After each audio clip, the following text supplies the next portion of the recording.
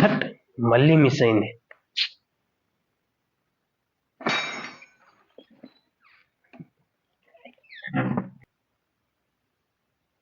రే అన్నయ్య, నా ఎగ్జామ్స్ మొత్తం క్లియర్ అయిపోయినాయి. రేపటి నుంచి సమ్మర్ హాలిడేస్ ఫుల్గా ఎంజాయ్ చేస్తా. ఏంటి ఎంజాయ్ చేస్తావా? చేస్తా. ఏమైంది ఇప్పుడు?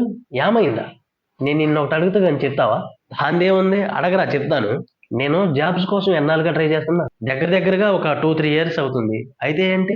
ఇంకా ఏంటంటావిరా ఎర్రి.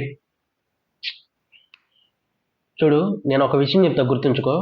లైఫ్లో ఎప్పుడైనా సరే టెంపరరీ హ్యాపీనెస్ కోసం ఆరాటపడితే ఫ్యూచర్ వచ్చేసరికి పర్మనెంట్ చాలా కష్టంగా ఉంటుంది. ఇది లైఫ్ లాంగ్ ఉపయోగపడుతుంది, గుర్తుంచుకో. నన్ను ఏం చేయమంటావురా? అదే చెప్తున్నా, విను. మీరు కూడా వినండి.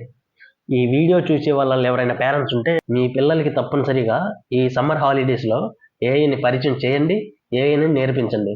ఎందుకంటే అది ఫ్యూచర్లో మీ పిల్లలకి చాలా ఉపయోగపడుతుంది.